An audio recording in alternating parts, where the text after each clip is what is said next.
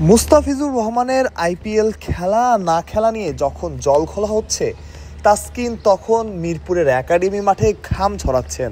অথচ গুঞ্জন ছিল এই পেসারের কাছে আইপিএল খেলার প্রস্তাব এসেছে। তাসকিনও স্বীকার করেছিলেন একটা ফ্র্যাঞ্চাইজি তার সাথে যোগাযোগ করেছে। তবে শেষমেশ আর সুযোগ হলো না। সুযোগ থাকলেও তো তাসকিন খেলতে পারতেন না, ইনজুরিতে পড়েছেন। কয়েকদিন আগেই ইংল্যান্ড থেকে ফিরেছেন, এখন চলছে সেরে ওঠার প্রক্রিয়া।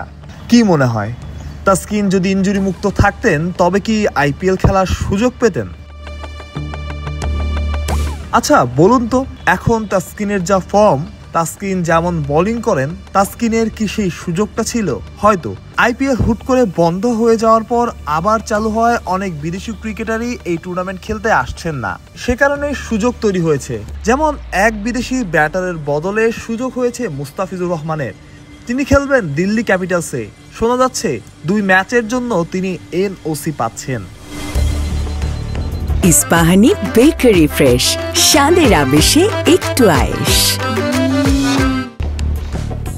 সেটা হলে তাসকিনকে আপনি হয়তো দুর্ভাগাই বলবেন, কারণ আইপিএল শুরুর আগেই তার নাম জোরে সোরে শোনা গেছে। জড়িয়েছিল একটা ফ্র্যাঞ্চাইজির নামও, যেমনটা শুনছিলেন তাসকিন নিজেও স্বীকার করেছিলেন। তবে সেটা আর হলো না। বড় একটা সুযোগ তৈরি হলেও তাসকিন এখন সেটা পারবেন না। তবে বলা হয় সবকিছু হয় ভালোর জন্যই, সৃষ্টিকর্তা যা করেন তা ভালোর জন্যই। তাসকিন হয়তো সেটাই মানেন।